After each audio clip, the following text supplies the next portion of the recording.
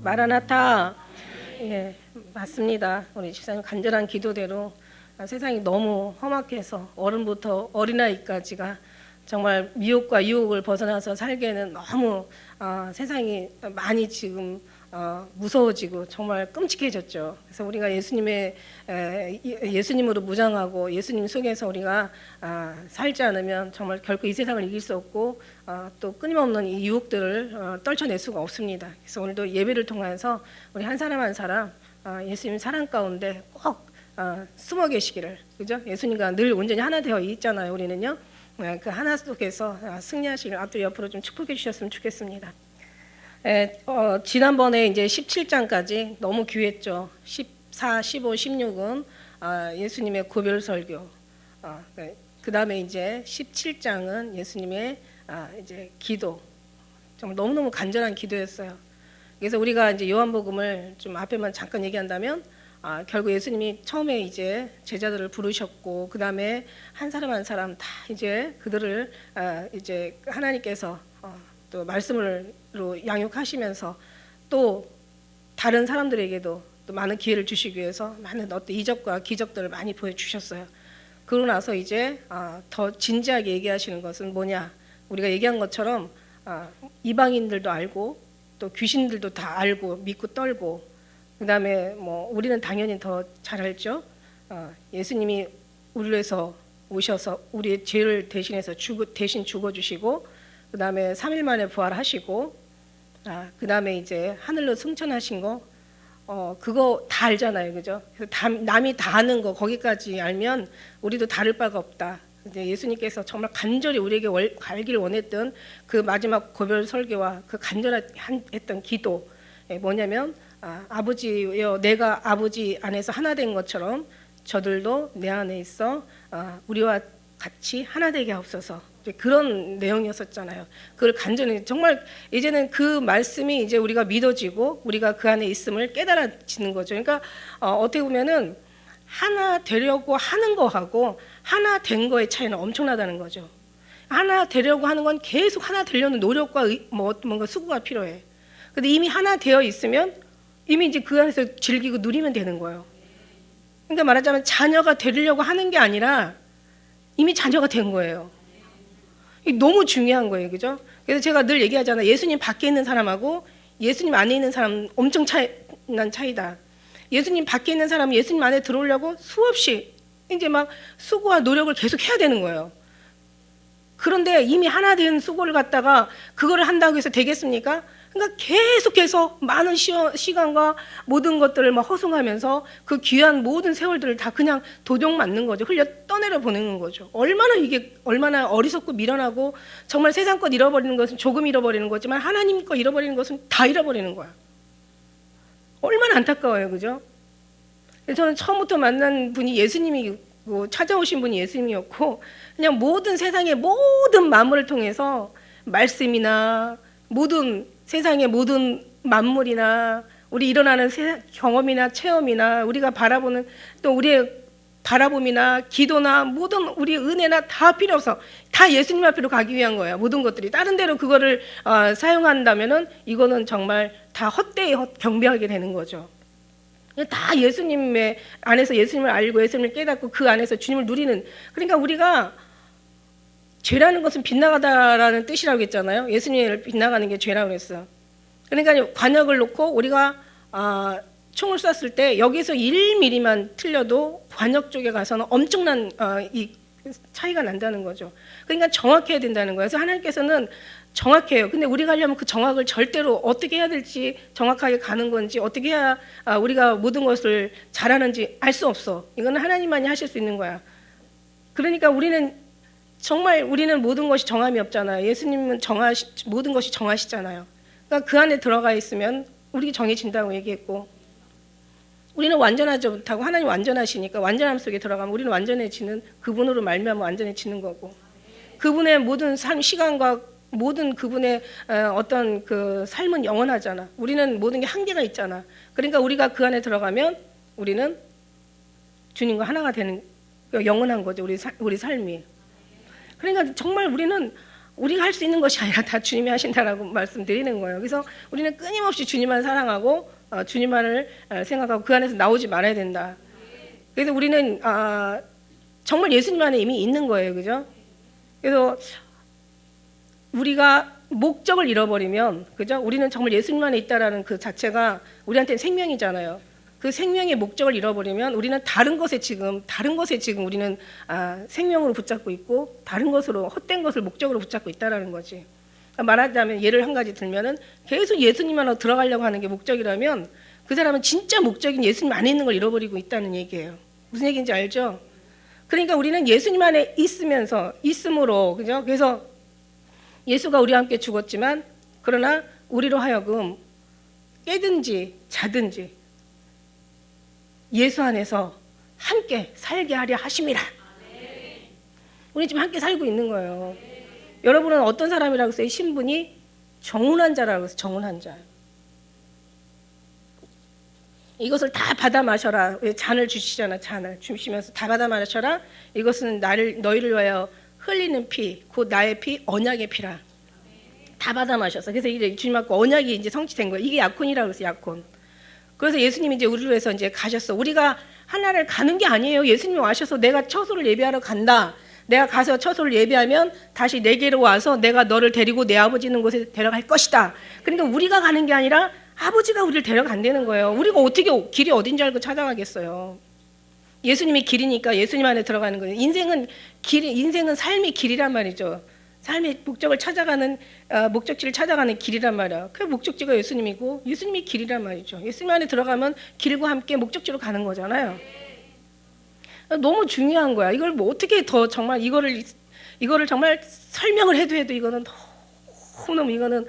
너무 귀한 거야. 이건 핵심이니까. 이게 본질이고 생명이니까.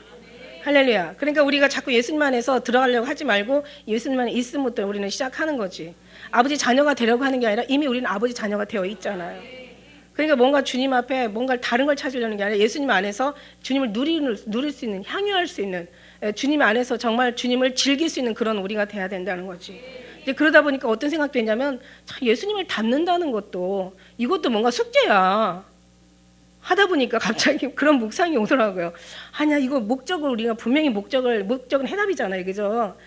거기가 해답지란 말이야. 그러면 예수님을 닮으려고 하는 것도 이것도 우리의 숙제고 노력이다. 아니야, 이게 아니더라고. 알고 봤더니 이미 예수님을 누리다 보면은 10년, 20년, 30년 살다 보면 닮아. 닮지 말래도 닮아. 그 어미의 그 딸이고 그 딸의 그 어미고 그 남편의 그 아내고 그 아내 그 남편이야. 부창부소라고 하잖아. 그죠? 이게 30년 살면 닮아. 이게 뭔가를 예수님을 닮아가려고 하는 것도 이게 숙제더라고. 그것도 그 목적이 아니에요. 그냥 그건 하나의 주님 안에 들어갔을 때 열매예요. 그거는. 그래서 열매와 뭔가 우리의 그 과정과 목적을 자세히 설명을 해줘야 되겠더라고. 왜? 우리는 아직 어리잖아요. 우리는 아직 모르잖아요.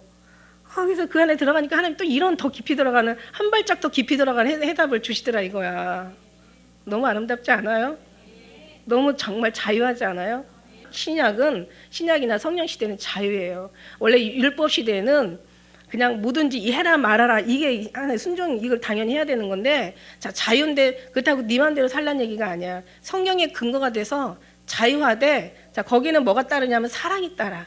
그래서 모든 걸 하되 사랑으로 해야 되는 거야. 우리가 헌물을 해도 뭐 11조를 해도 또 감상금을 해도 우리가 예배를 드려도 기도를 해도 그냥 그거 안 한다고 예배하러 안 나온다고 지옥 가고 뭐 11조 안 한다고 지옥 가고 이런 건 아니야. 그렇지만 그런 모든 것들이 자유하잖아요. 신약은 자유예요. 사실 따지고 보니까. 그 대신 책임이라는 게 있고 모든 걸 하되 사랑으로 해야 되는 거야. 모든 걸 해도 내 아버지시니까. 아버지께서 영광을 받기에 너무 합당하시니까. 나를 지으신 목적이 영광을 받으려고 지으셨으니까. 나를 사랑하시니까. 나는 예수님을 사랑하고 아버지를 사랑하고 아버지도 나를 사랑하고 예수님도 우리를 사랑해. 그러니까 그 사랑의 관계 속에서 그냥 사랑으로 드리는 거예요. 그러니까 막 그 사랑이 막 어떤 때는 막 감동하면 정말 옥합을 깨서 나의 모든 혼수품을 다 드릴 수도 있는 거고 과부의 두 랩돈처럼 드릴 수도 있는 거고 그러나 너무 또 힘들 때는 또 주님 앞에 못 드릴 수도 있는 거고 그러니까 뭐냐면 사랑이라는 거야. 그러니까 여러분이 어디서 은혜를 받으냐면 못 드려도 되는구나. 자유하니까 여기서 은혜를 받으면 절대 안 돼. 그건 은혜가 아니야. 진짜는 어떻게 하냐면 사랑이니까. 사랑하는 사람은 어때요? 드려도 아깝지가 않잖아요. 그런 마음으로 우리가 주님 앞에 왜? 예수님이시니까 나의 주인이시고 나의 신랑이시고 우리의 구주시고 우리의 이제 마지막 영원한 나라에서 우리의 모든 우리 아버지가 되시고 그죠? 우리의 가장 사랑하는 분이 되시니까 그렇게 하라는 얘기예요. 그러다 보면 이거는 정말 여러분의 신앙이 그죠? 그 안에서 누리고 즐기는 거예요. 그러다 보면 어떻게 돼요? 여러분이 닮으려고 애를 쓰는 게 아니라 사랑하면 닮아. 사랑은 닮게 되어 있어. 그런 신앙으로 신앙생활을 하라는 거예요. 그러니까 얼마나 맞으면 우리 주님께서 자유를 주셨잖아요. 평안을 주셨잖아요. 하늘에는 영광이요. 그 기뻐하심을 입은 자들에게는 평화로다. 자유만이 평안할 수가 있어요. 여러분 억압과 구속 속에서는 안 돼요. 그러니까 구약에는 부모가 뭘 시켜야지 가서 해. 이거 해라 저거 해라. 그러니까 하다 보면 기분이 나빠야 좋아요. 좋을 때도 있고 나쁠 때도 있어. 좋으면 다행인데 나쁠 때는 정말 그때는 그냥 이렇게 시험이 들게 되는 거지. 그런데 우리는 지금 어때요? 자유하니까 그죠? 부모가 뭔가를 필요로 했을 때 그냥 안 해도 돼. 마음이 안 내키면. 그런데 사랑하는데 어떻게 안 할 수가 있어? 사랑하는데 어떻게 거부할 수가 있어? 사랑하는 사람이 요구하는데 원하는데 어떻게 안 할 수가 있어? 사랑하는 사람이 원하는데 어떻게 기뻐하지 않을 수 있어? 난 내가 기쁜 일이 없어도 사랑하는 사람이 기쁘면 기쁜 게 이게 사랑인 거예요. 나는 막 힘들어도 그죠? 나는 힘들어도 사랑하는 사람이 행복하면 위로가 되는 거예요. 나는 막 기뻐. 나는 되게 기뻐. 막 넘치도록 기뻐. 충만해 기쁨이. 근데 그냥 사랑하는 사람이 너무 힘들면 어때요? 마음이 기쁨이 없어지는 거죠. 이게 사랑의 관계라는 거지. 그런 삶으로 산다 보면은 거기에 목적 포커스를 맞춰줘야지. 거기에 초점을 맞춰줘야지. 그냥 예수님 닮아야지. 이거는 또 다른 율법을 또 만들어 버리는 거야. 그래서 제가 진짜 주님 사랑해요. 그랬어요. 제가 너무 감사해요. 그래서 예수님과 하나를 되려고 하는 것이 아니라 이미 하나 됐다라는 것을 여러분 아시고 하나님의 제자가 되려는 어떤 그런 자격을 갖추려고 하지 말고 그냥 하나님의 그 자녀인 것에 거기서 여러분 누리고 그러고 살면 돼요. 우리가 그냥 어떤 그런 자유하게 하신 거를 다시 여러분 멍해로 만들지 마세요. 그죠? 우리는 계속 자유하면서 가야 돼요. 왜냐하면 사랑을 우리를 자유하게 하고 평안하게 하고 사랑은 사랑이기 때문에 닮게 만들고 그 사랑의 열매는 당연히 나오게 되어 있고 그냥 그 사랑 자체만으로 우리는 정말 예수 안에서 행복해질 수가 있다라는 거예요. 그래서 우리가 막 무겁고 힘들고 막 눌리고 막 그냥 막 자기 죄에 막 자기가 잘못된 거, 자기가 부족한 거 막 자기가 너무 잘 깨달아 가지고 막 그냥 너무 힘들어하고 이러지 마세요. 하나님이 기뻐하는 일이 아니에요. 내 사랑은 내 자식이 그렇게 힘들어하는 거 부모 보기 너무 힘들어요. 내 자식이 사랑하고 편안하고 그냥 즐겁게 지내는 걸 부모는 좋아한단 말이지. 이걸 하나님이 부모와 자식이라는 어떤 그런 관계를 통해서 그 이치를 하나님의 그 어떤 말하자면 그림자의 하나님의 모습을 우리를 깨닫게 하신단 말이지. 그죠? 그래서 우리는 그냥 주님 앞에 누리시고 그래서 우리가 진짜 목적을 잃어버리면 정말 여러분이 옳다고 생각하지만 목적 아닌 것이 목적의 자리에 가서 여러분은 또 다른 세월을 낭비하고 또 다른 힘겨운 싸움을 해야 되고 또 다른 숙제를 여러분이 만들어가지고 또 다른 올무에 여러분을 아주 그냥 올가매가지고 여러분이 너무 힘들어하고 아파하는 게 너무 싫다. 너무 좋죠. 이게 이제 지금 예수님이 우리에게 깨닫게 하시는 17장의 말씀이었었어요. 그리고 이제 또 요한복음을 보니까 제가 좀 놀라운 게 있었어요. 어떤 게 있었냐면 요한복음이 언제 써졌나 궁금했어요. 요한복음이 언제 써졌나. 요한복음이요. 예수 주후 AD 80년에서 90년대 써졌어요. 이게 왜 중요한지 아세요? 그래서 제가 모든 걸 다 이렇게 몇 년도에 써졌나 하고 제 기록 연대를 다 봤어요. 그랬더니 마태, 마가, 누가는 그 60년대에서 70년대 기록이 된 거예요. 그런데 그보다 훨씬 20년, 30년 늦춰가지고 요한복음은 80년대, 90년대 이게 기록이 된 거예요. 근데 너무 놀라운 거는 사도 바울의 복음서, 그 서신서들 있잖아요. 로마서 뭐 사도행전 로마서 해가지고 뭐 고린도 갈라디아 이게 전부 서신서는 언제 써졌냐면은 언제 써졌는지 아시죠? 전부 50년대 써졌어요. 그래서 제가 너무 기가 막힌 게 사복음서가 나오기 전에 이게 서신이 돌아다니는 거예요. 그러니까 사실 이 복음서가 완전 이게 완벽한 이거는 흠이 없어요, 여러분. 이게 흠이 없는 생명이고 길이고 진리고 이게 구원이고 축복이고 영광이고 이게 완전한 우리에게 완벽한 1.1도 흠이 없는 완전 완벽한 말씀이라는 거야.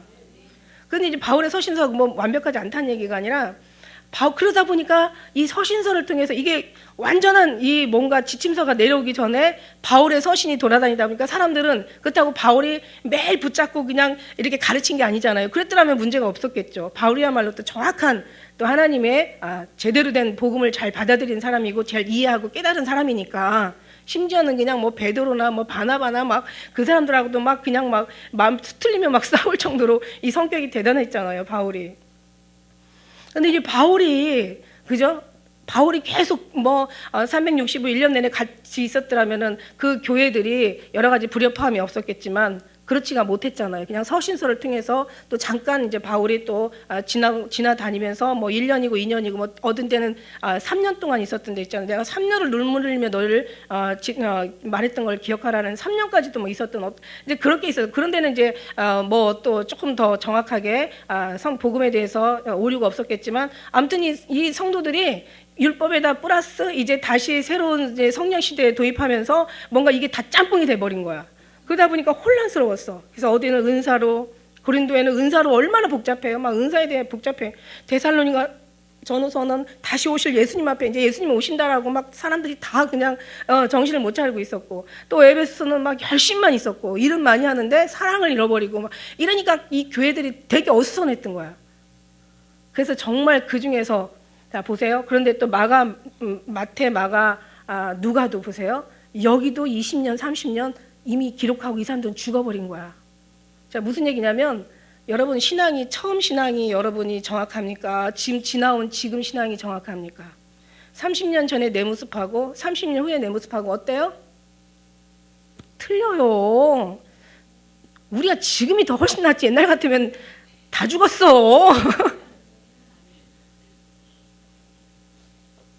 은사에 빠져가지고 그냥 완전히 막 그냥 햇소리 하고 뭐 예수님 오신다라고 막 그냥 막 다 그냥 이 땅에 있는 거 다 접어버리고 장난 아니겠지. 그랬는데 이제 그래서 진짜 그래서 예수님이 너 요한복음 많이 봐라 그러셨구나. 3복음서 후에 20년 30년 지난 다음에 요한복음이 써진 거예요. 그러니 얼마나 성숙하고 요한복음이 그것만 본 게 아니라 예수님과의 관계 속에서 성령의 경험 속에서 성령이 뭐라고 그랬어요? 성령이 무슨 일이에요? 막 어떤 사람이 막 이상한 소리들 성령 받고 이상한 소리 많이 하잖아. 진짜 성령의 진짜 핵심은 뭐냐면 예수님을 말씀을 생각나게 하고, 그럼 말씀이 생각나게 하면 예수님 말씀이에요. 여기 있잖아요. 여기 사복음서. 그죠? 이 말씀을 생각나게 하고 예수님이 계속 하셨던 말 생각나게 하고, 예수님 말씀이 이제 그 말씀이 이제 진리의 영이 널 진리로 인도해 주실 거다. 예수님 안으로 들여보낼 주실 거다. 그걸 안내해 줄 거다. 이거 아닙니까? 이게 핵심 아니에요. 그죠? 그러니까 정말 요한은 그 시대 지나면서 그 다음에 이제 막 그 초대교회를 다 얼마나 많이 막 다 죽이고 막 얼마나 살벌했습니까? 그냥 예수 믿는다는 이름 하나 가지고 막 말도 아니었어. 정말 이거는 사람 취급도 받을 수 없는 어떤 그런 거였어. 그때 정말 요한복음은 그런 것들도 다 경험하고 그래서 쓴 거야. 그러니까 무슨 말이냐면 오늘 우리가 1절을 읽는데 1절에서도 보고 그 보면은 이제 이 겟세마네 동산에 있었던 것들을 기록을 안 했어요. 여기서 보면은 예수님께서 이 말씀을 하시고 제자들과 함께 기르는 시냇가에 저편으로 나가시는데 거기 동산이 있어. 거기 어디냐면 겟세마네 동산이야. 여러분 뭐 그냥 뭐 성경 많이 보신 분들은 딱 눈치채셨어요. 감난산이라고 하죠. 다른 어떤 부에는 감남산의 한 일부에 겟세마네 동산이 있었단 말이야. 겟세마네 동산에서 하는데 겟세마네 동산에서 어떤 기도하세요? 주여 원하시면 이 잔을 옮겨달라고. 그러면서 막 제자들은 콜콜 자고 있는데 한시도 깨어 있을 수 없다냐 막 3번씩 오셔가지고 자 보라 이제 일어나자 함께 가자 이제 나를 파는 자가 이제 지금 오고 있다고 얘기하시잖아요. 그러니까 뭐냐면은 17장에는 정말 아버지께 우리 이 사랑하는 자들 하나 되게 해달라고, 저들을 지켜달라고 간절하게 기도하는 거예요. 그러니까 예수님의 아버지, 정말 아버지의 마음이죠. 그죠? 부모님의 마음인 거예요. 엄마의 마음, 엄마 아버지의 마음인 거예요. 그러니까 사랑인 거예요. 사랑. 그거를 기록한 거예요. 그러니까 지금 이제 사도 요한은 겟세마네 기도한 그 예수님이 이 잔을 옮겨달라는 걸 뺐어요. 지금 그거보다는 더 중요한 살아보고 체험해보고 경험해보고 지나보고 느껴보고 마음에 깊이 영혼으로 생각해보니까 이게 더 중요한 거야. 이게. 그러니까 기가 막힌 14장, 15, 16, 17장이 없던 장이 여기는 지금 나와 있는 거예요. 그래서 예수님 요한복음 많이 봐라. 나는 그게 너무 은혜가 되는 거예요. 그게. 그리고 모든 게 다 모든 세상 만물이 예수님을 증거하는 말을 계속 하잖아요. 그죠? 나중에 1장부터 다 계속 증거하는 거야. 수가성 여인 남편 5이는 여자가 은혜 받고 예수님 만나고 증거하고, 그죠? 모든 세례 요한이 처음에는 또 세례 요한 나와요. 세례 요한이 예수님을 증거하고, 성경 말씀이 예수님을 증거하고, 하나님이 증거하고, 선지자가 증거하고, 만물이 증거하고, 천사가 증거하고, 모든 것들이 다 하나님을 증거하는 그 말씀으로 안이 꽉 채우잖아요. 내가 그런 사람이야. 그러니까 예수님은 내가 잘난 사람이라는 게 한 번도 자기 잘났다라는 생각을 한 번도 기록한 적이 없어요. 한 번도 나는 정말 뭔가 어떤 서열에서 자기가 순위고 순위가 1위고 자기는 높은 사람이고 뭔가 이런 얘기를 한 적이 없어요. 어떻게 했어요?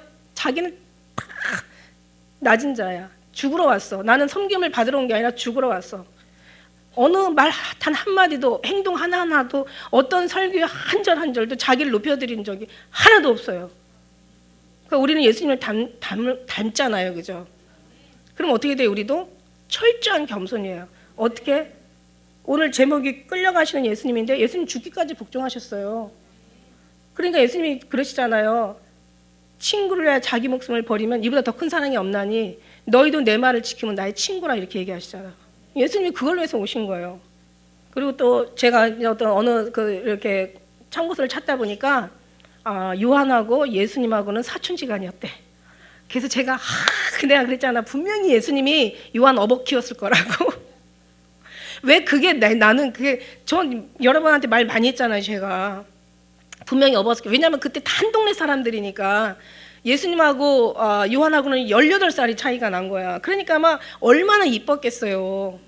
우리 부모님 여기 하은이가 우리 사랑이 저 사무엘 그냥 그 등치는 막 안고 다니더라고. 그만큼 왜 큰 누이하고 왜 동생하고 있으면은 어떻게 해요? 차이가 많이 나면은 엄마 대신 정말 큰 애가 이 막내 키운다니까. 옛날에는 그랬어요. 옛날에는 지금은 한둘 낳지만 옛날에는 10명씩 낳고 6, 7명 보통이잖아요. 집안마다. 그러면은 큰 애가 밑에 애들 다 키운다고.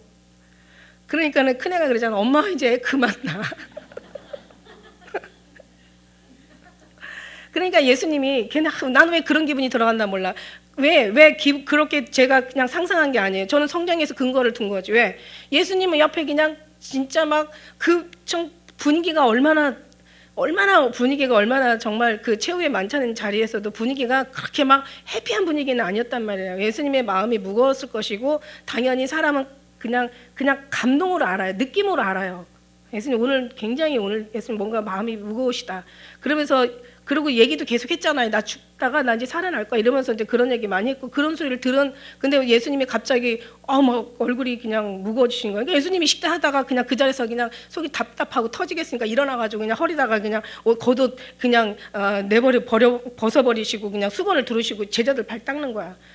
정말 이들한테 마지막으로 내가 뭐를 남겨놔야 얘네들이 정말 한심하잖아요. 어떻게 보면 제자들이 너무너무 아직 철이 없었던 그런 제자들을 두고 예수님 가셔야 되려는 그 마음이 어땠을까라는 생각이 저는 정말 이해가 가는 거죠. 그러면서 정말 그런 마음이었을 때, 그죠? 그런 상황 속에서도 철없는 사도 요한은 발라당 예수님 앞에 완전히 누워가지고 완전히 누웠다고 얘기하고 있잖아요. 근데 그거는 그냥 하루아침에 그런 관계가 맺어질 수가 없어요. 어렸을 때부터 뭔가 계속 연관이. 그리고 또 예수님의 제자들은 다 그냥 아주 그냥 그 갈릴리 그냥 그 정말 무식한 사람들 다 데려다가, 그죠? 마태 빼놓고는 다 그런 사람만 모였잖아. 낮은 자를 하나님께서 쓰신다는 말도 여기서 좀 이해가 가고, 그죠? 그래서 이제 그런 모든 것들 하나님의 그 성품이 이해가 가잖아요. 하나님은 절대로 천하고 낮고 무능하고 멸시받고 천대받고 이런 사람들 쓰시잖아요. 그저 하다못해 기든 전쟁에도 너희가 사람이 너무 많으면 너희들이 전쟁에 승리했다고 자고할까봐 두렵다고 얘기하시잖아요. 하나님은 다 내가 있다라는 것을 주님 그걸 알고 알기를 원하는 거야. 저들이 좀 알아줬으면 원하는 거야. 우리 하나님의 성품을 알잖아요. 이렇게 성경을 통해서. 그렇게 하면서 이제 계속 주님이 이제 그 사도 요한은 이제 예수님에 대한 그 얘기를 일단은 겟세마네 그는 기도는 접고 지금 이제 그런 얘기를 하고 있어요. 동산에서 이제 겟세마네 동산에서. 그래서 거기는 예수님께서 제자들과 가끔 모이는 곳이야. 예수를 파는 유다도 그곳을 알아. 이제 마지막 때는 이제 어떻게 되겠어요? 마지막 때는 이제 진짜 마지막 끝자락에서는 뭔가 이제 이 모든 우리가 얘기하는 늘 어떤 정말 예수님 오시는 그 시점에서는 아마 이 세상이 지금보다 훨씬 더 끔찍하고 살벌할 거예요. 그래서 그 왜 어느 선지자도 그러잖아요. 그 미가에 보면 이런 말이 있어요. 너희는 이웃을 믿지 말고 친구들을 의지하지 말며 내 품에 누운 여인이라도 내 입의 문을 지킬지어다, 이렇게 얘기하고 있어요. 아들이 아비를 멸시하고 딸이 아비를 대적하고 며느리가 시어머니를 대적하고 사람의 원수가 곧 자기 집안 식구리라. 그러니까 지금 마지막 때는 이제 집안이 식구고 원수가 집안에 있다라고 얘기하는 거예요. 지금도 그 마지막이 각 곳곳마다 지금 드러나고 있지만 앞으로는 더 심할 거라는 거죠. 진짜는 정말 얼마 안 돼.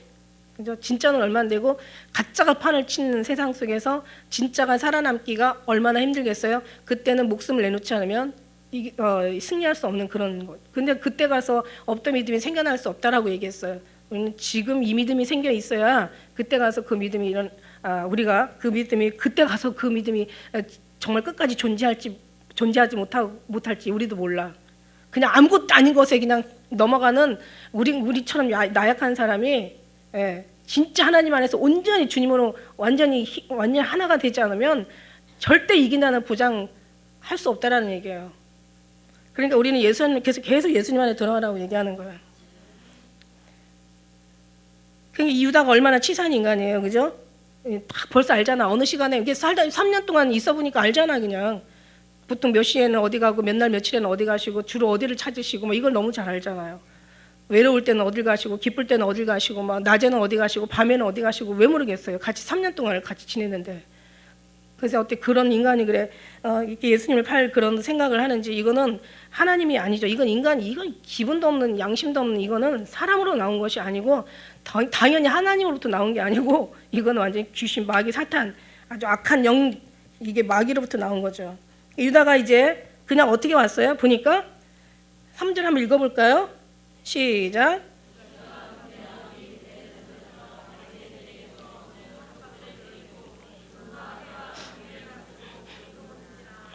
자 보세요. 유다 군대와 대제사장, 군대가 왔어. 군대가 대제사장들이 오고 바리새인들이 오고 하석들이 왔어요. 근데 그냥 왔어요? 밤이니까 어두웠으니까 등과 이제 회와 그다음에 이제 무기를 그래서 그 마태복음에 보면은 검과 몽치를 가지고 왔대. 이 군대들이. 한번 우리 12절 한번 읽어볼까요? 12절 시작. 군대와 천부장과 유대인의 하석들이 예수를 잡아 결박했다.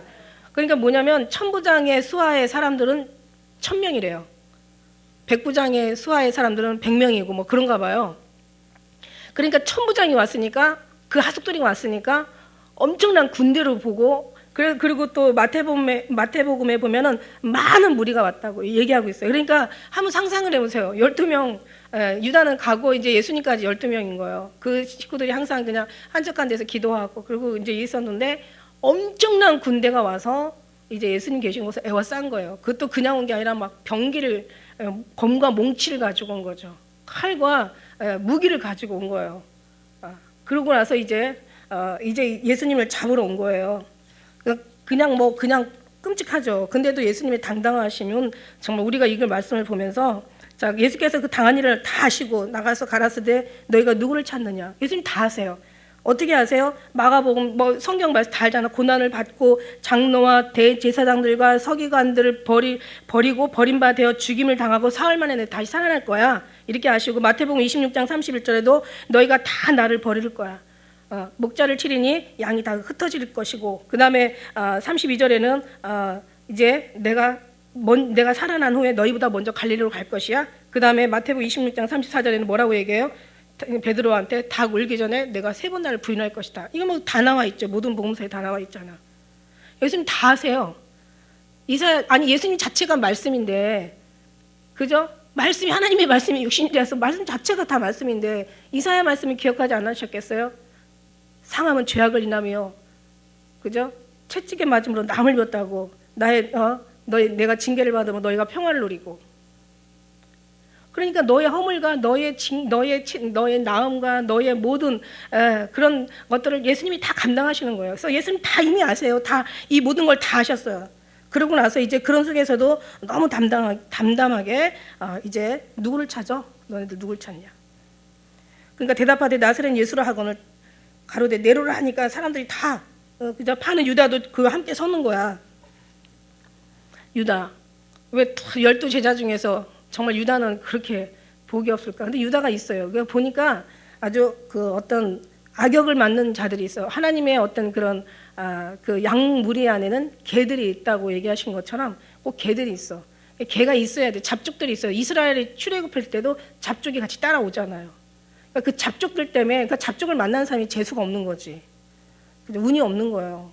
그죠? 그래서 우리 옆에 잡족이 있는지 한번 잘 보셔야 돼. 그러면은 잡족 뽑을 때 잡초, 어떻게 보면 잡족이 잡초 같지. 잡초 뽑을 때 알곡도 뽑힐 수가 있다라는 거. 절대 뽑힙니다. 제가 농사는 많이 안 지어봤는데 옛날에 저는 잘 모르죠. 전 대전에서 이제 어렸을 때 시골에 그 이모들 그 농사 짓는데 가서 보면은 특히 막 삼들에 삼밭 이런 뭐 고구마니 뭐 이런 야채 같은 거 할 때 이제 그 중간에 있는 그 풀들을 뽑아줘야, 그죠? 뽑아줘야 이게 이제 열매들이 잘 신실하게 더 자랄 수가 있잖아. 근데 이게 그 나락이라고요. 벼죠, 벼 옆에 항상 그 가라지가 붙어 있는데 보면은 너무 우리는 몰라요. 이게 가라지인지 뭔지 모를 정도로 너무 정말 가증스럽게 똑같이 거기서. 그러니까 알아야 돼요. 이게 어떤 때는 가라지 뽑다가 알곡도 뽑아버린다니까. 근데 물론 예수님은 가만 두어라. 나중에 이제 하나님 심판 날에 그때까지 다 두어라 이렇게 얘기하시지만은, 그러나 그렇게까지 갈 수 있나요? 그때까지 가면은 또 뭐 근데 어쨌든 가라지를 뽑아줘야 알곡은 잘 자라긴 해. 그건 어쩔 수 없어. 그래서 농부들이 위험을 감수하고 그리고 이제 그 가라지를 뽑아주는 거예요. 근데 어쨌든 이 유다가 악역을 맡아 참 마음이 안 좋아. 그래서 그런데 이것도 필요해, 그죠? 필요해. 그래서 어떤 때는 이제 교회 하다 보면은 더러는 가라지가 있어. 그래서 내가 이제 옛날에, 특히 옛날에는 많았어요. 옛날에는 많았어요. 염소 새끼들이 많았어요. 아가서에서 말한 것처럼. 근데 이제 하나님은 이런 말씀을 주시더라고. 유다를 몰라서 데리고 다니는 게 아니다. 유다도 필요했다라고 하셔요. 근데 이제 정신을 차려야지. 그 대신 유다를 만나면 안 되니까. 그래서 이제 그 마태복음도 그렇고 사도행전에도 그 말이 나오잖아요. 인자는 기록된 대로 가. 나는 그냥 어차피 성경에 얘기한 대로 나는 가지만, 그리고 나를 파는 그 사람은 차라리 나지 않는 게 좋았을 뻔했어. 얼마나 그게 그 사람의 저주가 끔찍했는지를 예수님은 다 아실 거 아니에요.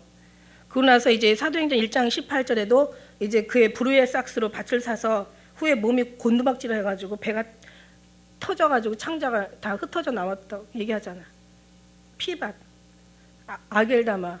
그러니까 말하자면 그 막 이런 뭐 누가 그 그림 뭐 그걸 얘기해 주는데 대나무 밭처럼 대나무 죽창 완전히 다 잘라놓으면은 완전히 그냥 그야말로 무기잖아요, 그죠? 근데 목을 매달아 죽었는데 떨어졌대. 그래가지고 거기에 완전히 그냥 만시창이가 된 거죠. 상상, 네, 끔찍해. 그래서 이제 어쨌든 그렇게 그게 끝나면 다행이게 어디로 가요? 그 영혼은? 그게 무서운 거지. 그게 유다가요 26장 마태복음 26장 15절에 보니까 이렇게 말해요. 그 제사장들한테 찾아가서 내가 예수를 넘겨줄 텐데 얼마 주겠어? 그랬더니 은 30 달아줄게. 그래가지고 거기에 이제 낙찰을. 좋았어, 알았어, 은 30세겔 낙찰 보고 자 그럼 잡으러 가자. 그러고 이제 세상에 3년 동안 같이 한 번 먹었을 텐데, 같이 모든 기적과 이적을 봤을 텐데, 모든 걸 다 알았을 텐데. 그래서 이거는 사람의 힘으로도 안 된다. 예수님과 같이 살았는데도 안 돼. 같이 기적과 이적을 받는데도 안 돼. 안 되는 놈은 안 돼. 안 되기로 되어 있어. 되는 사람은 돼. 되기로 되어 있어. 근데 중요한 거 보세요. 되는 사람은 될 짓을 해. 근데 안 되는 놈은 안 될 짓을 해. 그러니까 우리는 이 사람이 하나님 앞에 될 사람인지 안 될 사람인지 우리는 몰라. 하나님은 이미 다 모든 견적 다 나와 있어요. 모든 게 하나님은 다 시작 끝 다 돼 있어요. 하나님 앞에는. 그런데 우리는 몰라. 그런데 우리는 뭐로 알아? 뭐로 알아요? 나무를 통해서 열매를 아는 거예요. 그 사람 하는 짓거리를 통해서 열매를 아는 거예요. 얼마나 무서워요. 그러면 그를 아는 사람이 어떻게 돌아오라고. 그러면 안 된다고. 그런데 말을 듣겠어요? 안 듣죠. 유다한테 예수님이 그러지 말라고 충고한 얘기는 안 나와요. 성경에 그런 얘기는 없지만 분명히 예수님은 유다에게도 기회를 주지 않았을까라는 생각을 해요. 왜냐하면 살면서 예수님의 공생의 생활하는 모든 것이 다 기회지. 그게 기회를 준 거지. 근데 안 되는 사람은 끝까지 안 된다? 죽어도 안 된다. 그래서 예수님께서 저에게 내려오다 하실 때 저희가 다 물러가서 땅에 엎드러지는 거예요. 그 많은 사람들이. 모세의 기적이 누구의 기적이에요? 예수님의 기적이에요. 예수님이 하실 때 능치 못할 것이 없는 거예요. 예수님이 이적과 기적 얼마나 많은 것들 만들어 오셨어요. 모든 걸 예수님께서 모든 걸 이루셨지만 얼마든지 할 수 있어요. 그렇지만 예수님 안 하시죠. 왜냐하면 이거는 아버지 뜻이 아니기 때문에 철저하게 예수님의 아버지 뜻에 순종하는 예수님이시죠. 이게 다시 누구를 찾느냐 물으시는데 저희가 말하되 나사렛 예수라 하고는 예수님께서 대답하되 너희가 내로라 하였으니 나를 찾거든 이 사람들 가는 것 좀 보내줘라. 그러니까 이제 제자들은 막 혼비백산해서 막 도망가잖아요, 그죠? 그러니까 막 다 제자들 도망가는 장면들이 이제 마가복음에 또 나오잖아요. 제자들이 다 예수를 버리고 도망하니라 한 청년이 벗은 몸에 배 호디브를 두르고 예수를 따라오다가 물에게 잡힘에 혼입을 버리고 그러고 도망가는 거예요. 이런 철없는 제자들을 놓고 예수님은 뭐라고 얘기하셨어요? 이들은 내가 예수님 세상에 속하지 않는 것 같이 이들은 세상에 속하지 않았습니다라고 아주 결정적으로 아직 다 살지도 않고 아직 끝나지도 않은데 이 사람들한테 예수님은 완전히 다 끝난 것처럼 다 승리한 것처럼 다 이긴 것처럼 다 된 것처럼 그렇게 얘기를 하세요. 왜? 아버지가 하시는 거는 완벽하시니까. 그러니까 예수님은 이 사람들을 믿는 게 아니라 아버지를 믿는 거죠. 저도 얘기했잖아요. 저도 여러분을 믿는 게 아니라 여러분을 붙잡고 있는 아버지를 믿는 거죠. 여러분도 저를 믿는 게 아니라 저를 붙잡고 있는 아버지를 믿는 거죠. 그러니까 서로가 아버지가 하시면 다 되는 거야. 이것도 그냥 한 게 아니에요. 저도 정말 얼마나 은혜를 많이 받나 몰라. 제가 요한복음을 보면서 지금까지 한 말들이 그냥 나온 게 아니었구나. 이게 지금 말하는 것도 성령 하나님이 인도 속에서 하는 거. 그러면 말만 인도하시겠습니까? 삶은 더 인도하시겠죠. 그래서 제가 뿌리 깊은 감사, 뿌리 깊은 은혜, 근데 뿌리를 찾으라고 얘기하잖아. 뿌리는 아버지가 하시는 것이 보여지니까 얼마든지 할 수 있어요. 그러나 예수님은 그걸 하지 않죠. 예수께서 대답하실 때 너에게 이제 내놓으라 하였으니 나를 찾거든 이 사람을 이제 보내달라는 얘기는 어디에서 나온 얘기냐면 우리 알잖아요, 그죠? 예수님께서 내가 17장 기도하면서 다 이 아버지 나한테 보낸 자들을 아버지 사랑하는 자들 내가 다 지켰다고 얘기하잖아요. 그러니까 하나도 잃어버리지 않았다라는 그 말씀에서 나오시는 거예요. 그래서 이제는 그 말씀이 이제 성경에 응하기 때문에 그냥 되는 게 아니라 이 사람들이 그죠? 이 사람들이 예수님의 말씀에 의해서 지켜지는 것처럼 예수님이 약속하신 말씀에 지켜진 거잖아요. 그러니까 예수님이 끝까지 지키시는 거죠. 이게 지금 지키고 있는 그런 과정들인 거죠. 그러니까 이 사람들이 다치면 안 되잖아요. 그러니까는 날 찾으러 왔으니까 내가 갈 테니까 이 사람들은 보내달라. 그러니까 이제 다 보내주니까 도망가는 거야. 막 걸으면 날 살려라. 막 그냥 막 진짜 참. 그래서 아버지 뒤에 말씀하시잖아요. 예수님께서 내게 주신 자 이제 하나도 잃어버리지 아니하였사옵나이다. 10절에 보니까 이에 시몬 베드로 검으로 가져가지고 대제사장의 종 말고라는 사람의 오른쪽 귀를 베버리는 거야. 좀 여기도 좀 대단하죠. 근데 예수님은 그렇게 뭐라고 하시잖아요. 누가복음에 보면은 귀를 만져서 낫게 하셨다고 그렇게 기록하고 있어요. 만일에 귀를 낫지 않게 했으면 어쩌면 살인미수로 베드로도 끌려갔어야 돼요. 그러면 예수님의 말씀이 하나도 잃어버리는 거죠. 그러니까 안 되잖아. 그러니까 이제 낫게 하신 것 같아. 내가 볼 때는 베드로를 위해서. 그 다음에 예수님께서 베드로에게 이르시되 검을 집어 꽂아라. 아버지께서 주신 잔을 내가 마시지 않겠느냐. 이거 모르는 거죠, 다른 사람들은. 그래서 이에 군대, 아까 읽은 것처럼 군대와 막 천부장 유대인의 하속들이 예수를 잡아서 결박해서 이제 먼저 어디로 끌고 가요? 이제 우리가 이제 그 13절, 12절부터는 안 읽었는데 13절에 보니까 안나스, 이 사람은 누구냐면 가야바의 대제사장인 가야바의 장인이야. 장인한테 끌고 가는 거야. 그러니까는 이 장인이라서 어떤 그런 신분이 장인이라기보다는 뭔가 이 안나스가 이미 높은 자리에 있는 어떤 그런 사람인가 봐요. 그러니까 이제 거기에서 아는 거죠. 그다음에 이제 가야바는 유대인들에게 한 사람이 백성을 위하여 죽는 것이 유익하고 공고하던 자라. 아시죠? 한 사람이 다른 사람을 위해서 죽는다면 그게 더 유익한 거 아니냐. 근데 그 말은 어떻게 해요? 요한복음 11장 51절에 보니까 스스로 하는 것이 아니라 그 대제사장이므로 예수께서 그 민족을 위하시고 또 흩어진 하나님의 자녀들을 모아서 하나 되게 하시려고, 이 말씀이 너무 중요한 거, 하나 되게 하시려고, 그죠? 그 민족을 위할 뿐만 아니라 흩어진 하나님의 자녀를 모아 하나 되게 하기 위하여 죽으실 것을 미리 말씀하신 거야. 그래서 하나님은 철저하게 하나 되기를 원한 거야. 그래서 성경 어디에도 제일 많이 나오는 게 예수 안에서, 그리스도 안에서, 예수 그리스도 안에서, 그리스도 예수 안에서, 주 안에서. 이게 성경의 사도 바울 얘기한 전체 전면적인 모든 전반적인, 그러니까 우리가 어디에 있는 것을 강조하신다? 예수 안에 들어가려고 하는 게 아니라 예수 안에 있음을 강조하는 거야. 그러니까 예수 안에 있는 사람하고 예수 안에 들어오려고 하는 사람하고는 완전히 다르다는 얘기를 말씀드린 거예요. 맞아, 예수님은 우리 심령 안에 계시고 우리는 지금 예수 안에 있는 거예요. 예수님 안에 더 깊이 들어가면 아버지 안에 지금 우리는 있는 거고요.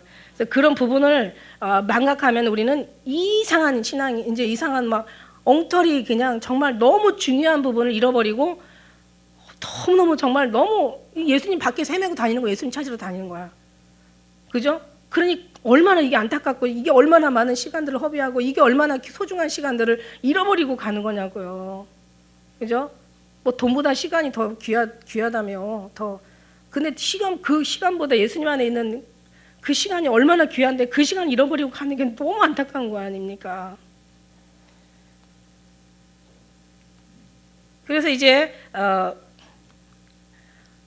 15절, 시몬 베드로와 또 다른 제자가 누군지는 몰라요. 어떤 사람은 뭐 아리마대 요셉이라고 하고 부자잖아요. 니고데모, 바리새파 중에 한 그 제자잖아요. 왜냐하면 그 이유는 뭐냐면 대제장과 아는 사람이라고 얘기했으니까. 그러니까 이제 그 대제장 집에, 그 예수와 함께 대제장 집 뜰에 들어갈 수가 있었거든요. 그러니까 저는 무엇보다도 지금 베드로가 거기 뜰에를 왜 들어가? 성경을 응하게 하려고. 3번 지금 다 울기 전에 부인해야 되잖아, 지금 그 스토리가 지금 그렇게 가잖아요. 그러니까 이 모든 것들을 보면서 하나님, 예수님 얘기하고 돌아가는 상황 보고, 예수님 말씀하시고 돌아가는 상황 보고, 구약의 선지자들 얘기하는 거 보고, 신약이 펼쳐진 거 얘기하고, 이거 다 보다 보면 어떤 생각이 들어가냐면 이미 하나님도 우리 안에 그림이 다 그려져 있어요. 그러니까 이거를 보면 앞으로 뭐가 생길 걸, 이걸 우리가 눈치채는 게 분별이라는 거지. 이게 영적 분별이라는 거야. 그러니까 지금 예수님 안에서 잘하고 있어 지금. 그러면은 당연히 이제 이 안에는 뭐 그 다음에는 뭐 하나님 앞에 축복이 또 막 임하겠죠, 그죠? 근데 뭔가 지금 헷갈리고 있어. 그럼 뭔가 돌아가는 역사가 임하겠죠. 가나안 땅에 지금 가서 가나안 탐지하러 갔다가 엉뚱한 소리 하고 나니까 이제 하나님 거기 화가 나가지고 이제 막 40년 돌리잖아요, 그죠? 그러니까 네가 지금 어떤 순종으로 가느냐에 따라서 너의 결과는 돌아가느냐, 직곳으로 가느냐, 형통하게 가느냐, 이제 매맞고 가느냐, 그게 이제 그림이 그려져 있는 거죠. 그러니까 지금 뭐 여기 뭐 어느 제 사전을 보니까 니고데모가 베드로가 어떻게 예수님과 함께 그 대제장의 뜰에 들어갔을까? 막 여러 가지 이제 그런 이론들이 있어요. 뭐 니고데모가 아는 사람이었을 것이다. 그래서 베드로 데리고 뒤따라 갔을 것이다. 아니면 뭐 누구 그 무슨 아리마대 요셉이었을 것이다. 그래서 대제사장과 친했을 것이다. 뭐 이런 얘기도 있고 뭐 별소리가 다 있는 거야. 그럼 이 다른 제자가 누구냐? 뭐 요한일 수도, 다 사도 요한일 수도 있다. 막 이렇게 얘기하는데 저는 그래서 어떻게 들어갔나? 막 뭐 들어가는 게 중요한 게 아니야. 지금 여기서 중요한 건 뭐냐면 지금 베드로가 들어갔다는 게 들어갔는데 왜 들어갔냐가 중요한 거야. 지금 3번 지금 부인해야 되잖아. 지금 성경 말씀대로 간다면 그죠? 나름대로 성의는 보였어요. 대제사장의 종 말고라는 사람의 귀도 떨어뜨리고 그다음에 일단 예수님이 신문 받는 것까지 들어갈 수 있는 그런 용기를 가진 것도 참 여기까지 성의는 보였어. 어쩌면 우리도 거기까지 다른 사람보다 조금 막 도망가는 사람들보다는 조금 성의를 보일 수도 있어. 그런데 끝까지 가야지 승리하는 자가 승리하는 거지. 베드로가 지금 아니잖아요, 그죠? 그래서 누가 그러더라. 유다도 나쁜 놈이고 베드로는 더 나쁜 놈이라고. 왜냐하면 세상에 어떻게 맹세하는데 저주하면서 맹세까지 하면서 예수님을 부인하잖아요. 뭐라고 저주했는지는 몰라. 예수님 그냥 유다는 팔아먹고 자기 어떤 그런 돈 30세겔 돈이 문제가 아니었어요. 유다한테 가서 나중에 물어볼 수 있으면 기회가 있으려나 모르겠어. 그 지옥에 있는데. 근데 이제 유다는 이제 예수님을 그 팔아먹은 유다의 생각은요 이미 읽어져요, 그죠? 유다는 제자 중에 제일 똑똑했대요. 그러면서 유다는 유다는 헬라 출신이었나 뭐 그랬다는 소리가 있어요. 되게 똑똑했대요. 원래 헬라 쪽에 지혜자들이 많잖아요. 그래서 헬라에는 지혜를 구하고 유대에는 표적을 구한다라고 얘기하는 것처럼 되게 똑똑해요, 유다가. 그런데 지금 보니까 이 갈릴리 따라다니는 얘네들하고 수준이 다른 거야, 자기가 볼 때. 자기는 서열 1위야. 자기는 뭐 수준이 1이야. 근데 이것들을 보니까 너무 한심한 것들이야. 난 너네들하고 틀려. 근데 보니까 이제 뭔가 이제 뭐 독립운동을 좀 해야 되는데 예수님이 좀 뭔가 저 기적을 가지고 좀 같이 좀 활용할까 했더니 이것도 저것도 아니니까 그냥 지금까지 3년 동안 따라다니는 게 너무 억울해. 근데 그냥 뭐 어차피 이 사람도 나라를 위해서 뭔가 자기가 죽도록 충성하자는 마음으로 했겠죠. 그런데 이게 안 되는 거야. 그죠?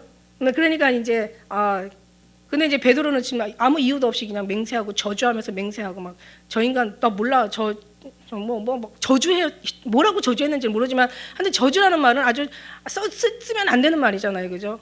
그런 걸 가지고 예수님 앞에 모른다고 저주했는데 근데 어떤 사람은 그러는 거야. 유다는 이제 베드로 똑같이 나쁜 사람인데 유다는 회개하지 않아서 망했고 베드로는 회개해서 다시 기회가 얻었다. 저는 그렇게 생각하지 않아요. 그것도 틀린 말은 아니겠지만 저는 분명히 얘기해요. 베드로 넌 반석이라고 얘기했거든. 너는 음부의 권세가 널 이기지 못할 것이고 내가 너에게 교회를 세울 것이다. 이미 하나님께서 그에게 언약을 주신 거예요. 그러니까 베드로는 망할 수가 없어. 왜? 예수님의 말씀이 망할 수 없기 때문에. 그러니까 모든 건 예수님으로부터 나오지 뭐 회개해서 안 망하고 뭐 회개 안 해서 망하고 저는 이렇게 생각하지 않아요. 이미 너는 반석이고 너는 베드로고 너는 반석이고 내가 너의 교회를 세울 것이고 음부의 권세가 널 이기지 못할 것이야. 이기지 못한다고 했거든요. 지금 음부의 권세를 이길 수가 없는 거예요. 그럼 하나님이 예수님이 명령을 하셨기 때문에 이미 예수님께서 말씀을 선포하셨기 때문에 하나님이 말씀하신 것은 그냥 그대로 이루어지는 거야. 왜냐하면 그래서 전능하신 자의 말씀인 거죠. 이 말씀이 이루어지기도 이 말씀이 흔들리면 절대 전능한 자의 말씀이 아닌 거예요. 예수님의 말씀은 전능하시고 완벽하시고 정말 완벽하신 거예요. 예수님이 약속하는 건 완벽한 거예요, 여러분. 그 완벽한 약속을 여러분은 받고 있단 말이지. 그래서 여러분 우리는 우리한테는 희망이 없어요. 우리에게 약속하신 그분이 천군 천사를 동원하시든가 아니면 뭐 정말 성령 하나님께서 역사하시든가 우리를 반드시 승리하게 하신다는 거지. 그래요. 그러니까는 베드로는 회개할 수밖에 없었던 거죠. 회개는 거기서 일어난 거지. 회개해서 그가 이제 망하지 않았다라고 얘기할 수 없죠. 회개했기 때문에 그런 거라고 얘기하지 않고 예수님께서 말씀하셨기 때문에 회개하게 되어 있고 그래서 망하지 않게 되어 있고 유다는 예수님을 아주 우습게 봤죠, 그냥. 예. 처음에는 봤다가 나중에는 내가 속았구나라고 생각하고 보이는 것만 봤어요. 보이지 않는 예수님을 본 게 아니라. 그래서 이제 베드로는 문 밖에 섰는지라 대제사장과 아는 그 다른 제자가 나가서 문 지키는 여자에게 말하되 베드로를 데리고 돌아왔어요, 그죠? 들어왔어, 그지?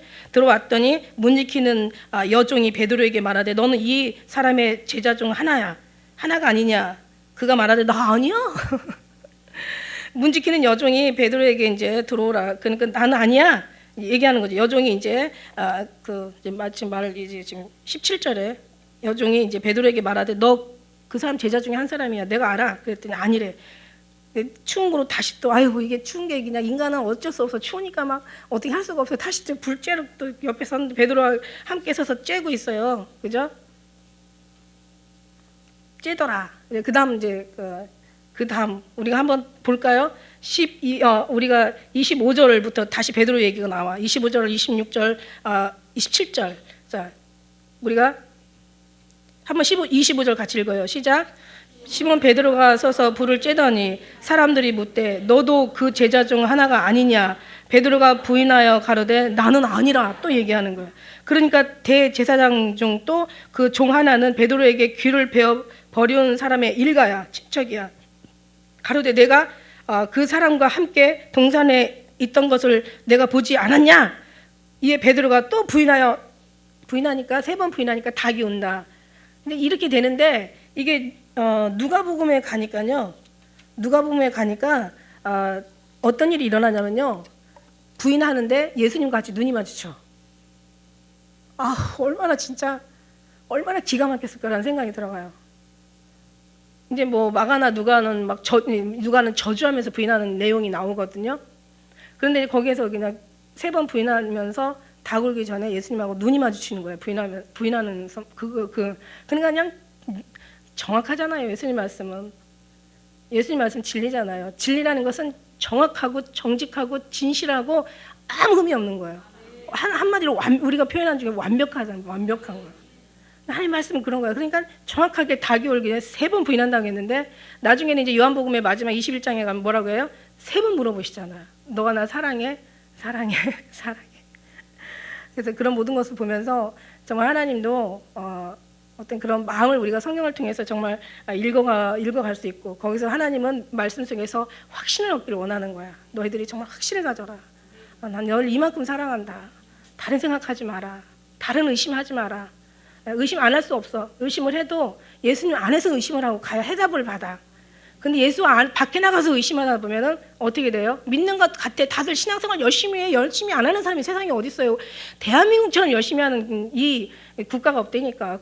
이런 우리나라, 아시아, 뭐 전 세계에서 이렇게 열심히 신앙생활하는 나라가 없어요. 얼마나 열심히 해요. 그런데 지금 보세요. 지금 돌아가는 상황들. 이게 교회야? 정말 정말 너무너무 주님 앞에 죄송하잖아요. 그죠? 인자가 머리 둘 곳 없다고. 물론 괜찮고 좋고 훌륭한 교회들도 많이 있겠죠. 어딘가에. 그런데 지금 뭐 그때 얘기하시잖아요. 95%가 다 사단한테 잡혔다고. 다 WCC에 다 넘어갔다고. 우리는 이 말씀을 통해서 이제 물론 이제 다음 또 가서 저도 지금 빨리 끝내고 싶은 마음이 있는데 어쨌든 이제 다음 금요일 날 이제 뒤에 19절부터 이제 마무리 어디까지 갈 수 있는지는 이제 제 생각에는 다음 주에 40절까지 다 가려고 하는데 어쨌든 우리가 예수님께서 우리에게 원하는 걸 이미 성령을 통해서 다 말씀하셨어요. 그리고 말씀만 하신 게 아니라 말씀하는 걸 우리가 이루는 게 아니라 이미 하나님께서 말씀하신 걸 하나님이 다 이루시고 계세요. 베드로가 막 실수를 하고 뭐 3번씩 부인을 하고 막 정말 주님 앞에 그런 어떤 불충한 정말 그런 죄를 졌어도 하나님께서 다 해결해 주시잖아요. 그죠? 주님이 다 해결해 주시는 거야. 그죠? 그리고 회개하게 하시고 다시 사랑하냐 물어보고 다시 또 찾아가셔서 다시 이제 따르라고 얘기하시고 이제 어떤 복음의 명령을 주시잖아요. 모든 족속으로 제자를 삼아 아버지와 아들과 성령의 이름으로 세례를 주고 내가 분부한 너 모든 것을 다 지키게 보라 내가 세상 끝날까지 너와 함께 있을 것이다. 그러면서 막 위로하시고 한 대 맞아야 되는데 이렇게 위로해 주세요. 근데 결국 뭐냐면 또 거기에 대한 우리가 잘못한 거에 대한 또 봉은 있어요. 그죠? 봉은 있는데 그래 하나님께서는 이제 그런 부분들을 또 하나님께서 또 감아 주시기도 하시면서 우리에게 말씀하시는 거는 뭐냐면 이제 지상 명령 우리에게 주신 하나님의 그 명령을 준행하시는 걸 주님 기뻐하시죠. 근데 이게 준행하는 게 우리가 하는 게 아니라는 거죠. 준행할 수 있도록 하나님께서 우리를 통로를 삼아서 우리를 통해서 일하신다는 얘기야. 예수님 영이신지 앞으로 올라가시면서 영이시잖아요. 성령이 하나님 우리에게 주셨잖아요.